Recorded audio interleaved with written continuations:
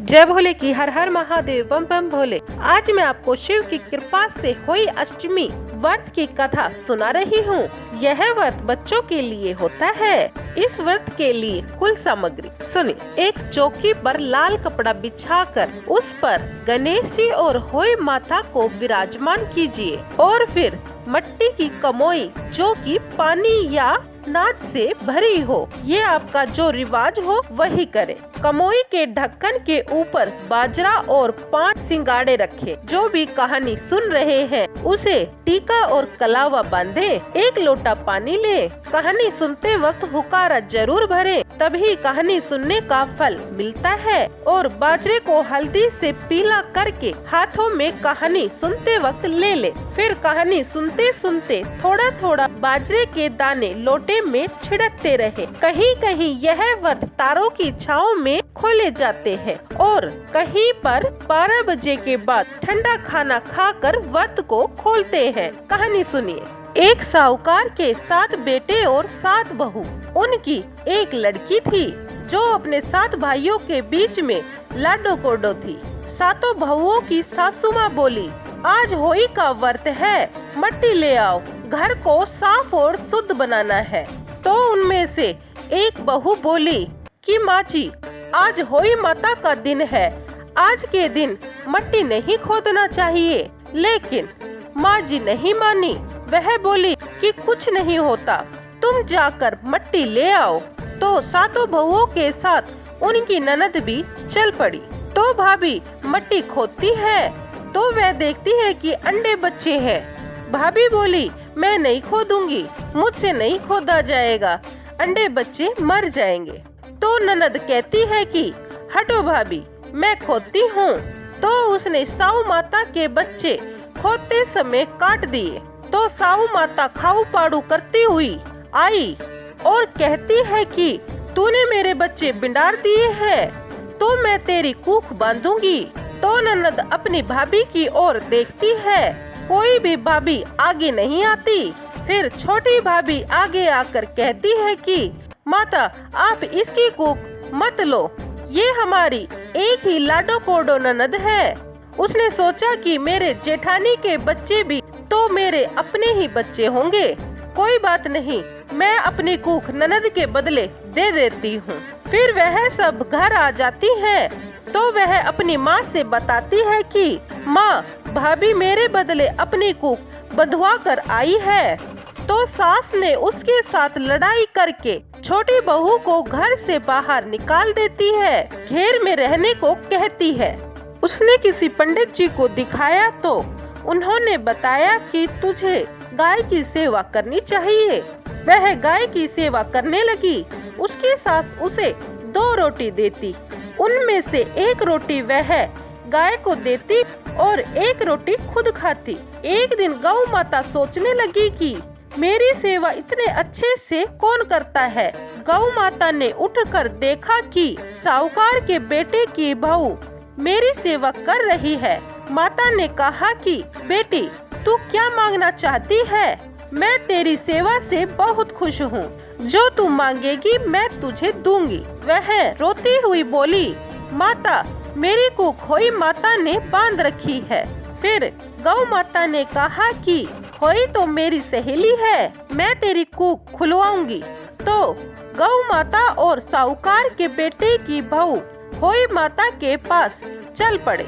चलते चलते वह थक जाती है और धूप भी कैडी थी। वह पेड़ के नीचे बैठ जाती है। वहाँ पर पंखुड़ी के बच्चे सो रहे होते हैं और अचानक से सांप आ गया। सांप आकर उन्हें काटने लगा तो साहूकार के बेटे की बहू ने उन बच्चों को बचा लिया। ये सब कुछ बच्चों ने देख लिया कि इन्होंने हमें बचाया है।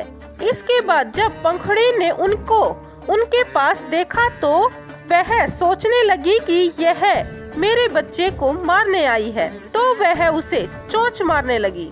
पंखुड़ी के बच्चों ने बताया कि माँ, इन्होंने तो हमारी जान बचाई है।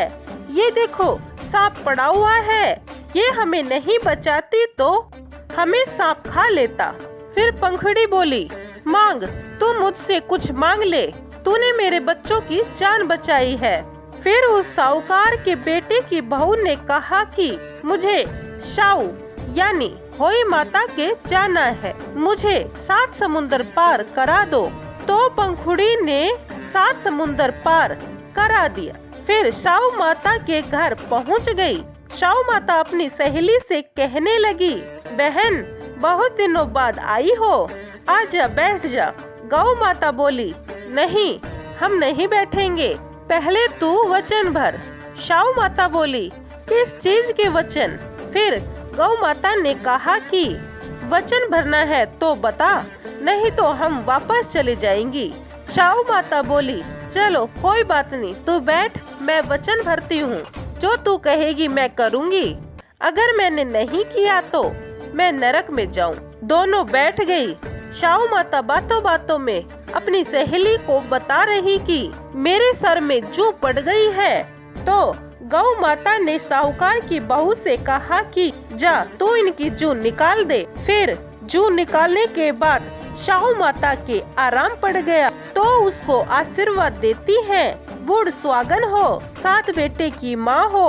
गौ माता कहने लगी कि इसके बेटे बहू कहाँ से होंगे, तूने इसकी कूख बांध रखी है, यह तो निरपराध है, इसने तो कोई अपराध भी नहीं किया था, वो तो इसकी ननद ने किया था और ये बेचारी उस अपराध की सजा भुगत रही है जो इसने किया भी नहीं। शाहू माता बोली, तूने इसीलिए मुझे वचन भरवाया है? नहीं नहीं, मैं नहीं करूँगी, तूने तो मुझे ठग लिया। थोड़ी देर में शांत होने के बाद चलो मैं अपना वचन पूरा करती हूँ, इसकी कूख खोलती हूँ, जा तेरे बेटे बहू घर पर मिलेंगे।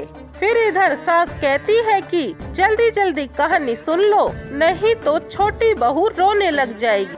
जेठानी अपने बच्चों को भेजती है कि जा देख कर आ, आज तेरी चाची रोई नहीं, क्या बात है? बच्चा कहता है कि चाची का घर तो खुशियों से भरा है, वहाँ पर कढ़ाई चढ़ रही है और हमारे भाई भी खेल रहे हैं। फिर सास और जेठानी भागी भागी आती हैं। तो सास ने पूछा कि ये सब कैसे हुआ? तुम्हारी तो कूख बंधी हुई थी। उसने बताया कि मैंने गौ माता की सेवा की थी, तो गौ माता मुझे होई माता के घर लेकर गई, उन्होंने ही मेरी कूख खोली है। जैसे होई माता छोटी बहू के घर आई, ऐसे ही सभी के घर आए, कहते के सुनते के और हुकारा भरते के। कहानी ऐसी जगह सुने जहाँ पर कमोई को कोई हिला ना सके, क्योंकि कमोई दिवाली वाले दिन तक वहीं पर रखी रहेगी। बड़ी दिवाली वाले दिन उस कमोई के पानी का पोछा नहाने के पानी में मिला ले और सभी घर के सदस्य को होई माता के पानी का प्रसाद दे। बाकी आप अपनी सास की परंपरा से ही करें, जिनके घर में जैसा होता है वैसा ही करें। भगवान आपकी सभी मनोकामना पूर्ण करे।